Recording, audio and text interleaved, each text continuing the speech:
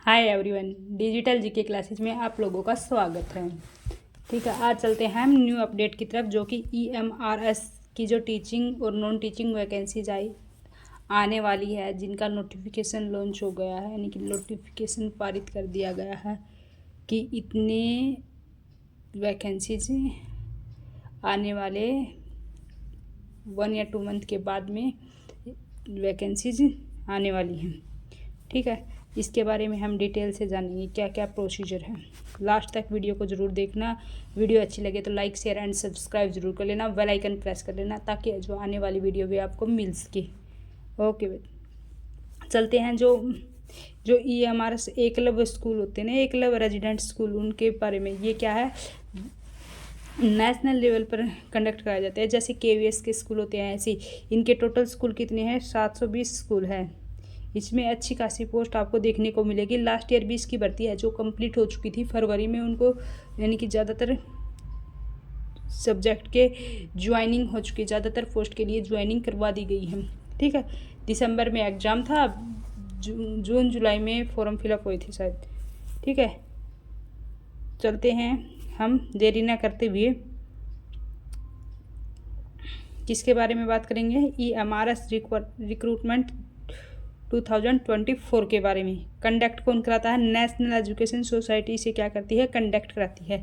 National level पर conduct कराया जाता है। इसकी पोस्ट कौन कौन सी है उसके बारे में हम डिस्कस कर लेते हैं। पोस्ट हैं TGT की, PGT की, होटल वार्डन की, प्रिंसिपल की, सेक्रेट की,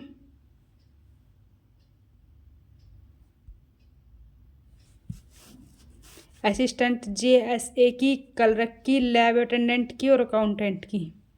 ठीक है, ये पोस्ट हैं, इनके बारी बारी से हम डिस्कस करेंगे। भाई कौन सी पोस्ट के लिए क्या क्या सिलेबस है, क्या क्या सब्जेक्ट आएंगे, उसके बारे में। मोड क्या होगा, किस मोड में होंगे यानी कि ऑनलाइन फॉर्म फिलअप होंगे और ऑफलाइन एग्ज़ाम होगा। और इसकी वैकेंसीज कितनी है, 30,000 वैकेंसीज आने वाली हैं। ठीक है, कितनी, 30,000 वैकेंसीज आने। जो एग्ज़ाम का टाइम टेबल है वो 3 घंटे हैं। कितने हैं, 3 घंटे। टाइम काफ़ी है, 150 क्वेश्चंस आएंगे उसी के आधार पर, यानी कि 180 मिनट आपको मिलेंगे। टाइम कितना है, टाइम काफ़ी है, क्वेश्चंस को देखकर टाइम काफ़ी है आपके लिए। ऐसे ही KVS में मिलता है जैसे इसमें टाइम मिलता है। Level of the examination national level पर कंडक्ट कराया जाएगा। कैटेगरी रिक्रूटमेंट, ये जो EMRS की जो ऑफिशियल वेबसाइट है भाई, ये भाई। ठीक है, चलते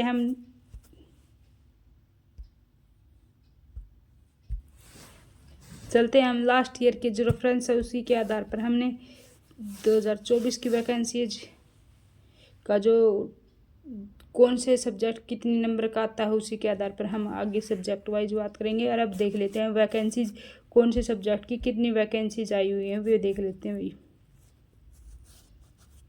ठीक है, देखो EMRS प्रिंसिपल की वैकेंसीज है 303। EMRS पोस्ट ग्रेजुएट टीचर यानी कि पोस्ट ग्रेजुएट PGT के लिए है 2266 वैकेंसीज है। अकाउंटेंट की है 361 वैकेंसीज। ठीक है, असिस्टेंट की है 759, लैब अटेंडेंट के 373, TGT और नॉन टीचिंग पोस्ट की है 6329। टोटल पोस्ट 10,391 दे रखे हैं, बट काफ़ी आने वाली हैं, इससे भी ज़्यादा है। ये तो नॉर्मल दिखाई गई हैं, 30,000 के समथिंग पोस्टेज आने वाली हैं। चलते हैं जो EMRS का जो एग्ज़ाम पैटर्न है,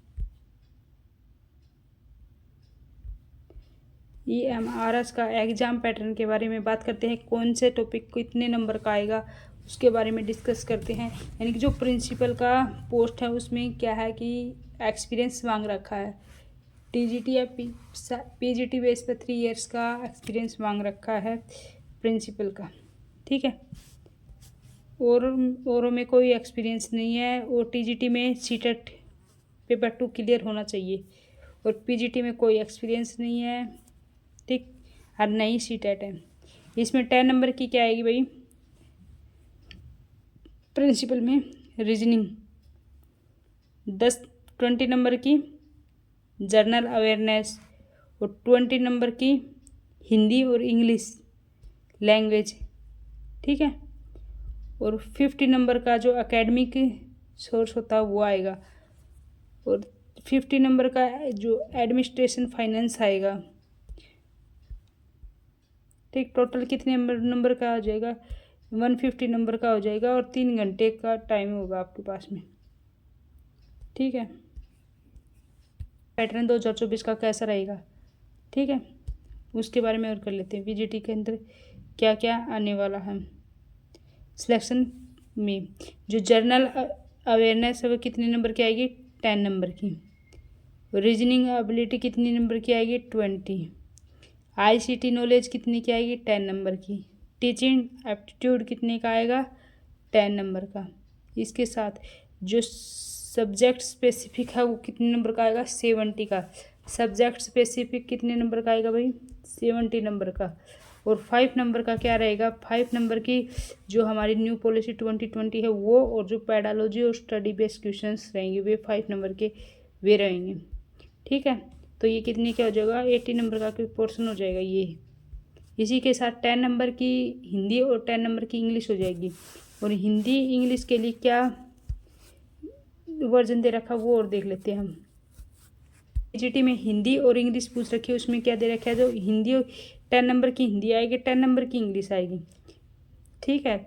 बट ये जो 10 नंबर की हिंदी और 10 नंबर की इंग्लिश में से 40 नंबर, यानी कि जो 40% हिंदी में 40% इंग्लिश में लेना कंपलसरी है, अदरवाइज फेल माने जाएंगे, ठीक है।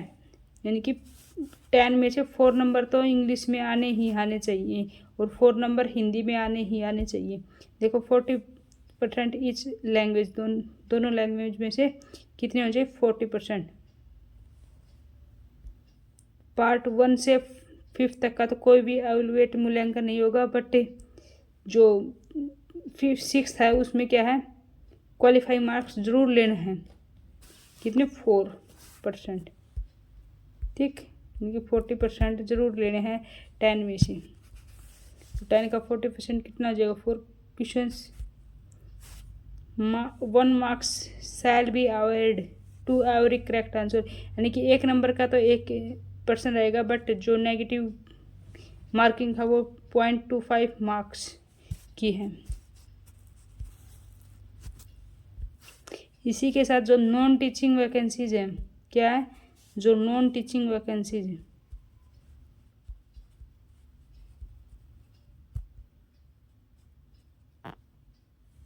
जो नॉन टीचिंग वैकेंसीज है उसके बारे में और कर लेते हैं। जो रीजनिंग है वह कितने नंबर की आएगी? 20 मार्क्स की, ठीक। 20 क्वेश्चन है। क्वान्टिटेटिव एप्टीट्यूड यानी कि मैथ है, मैथ कितने का आएगा? 20 नंबर का ही मैथ आएगा।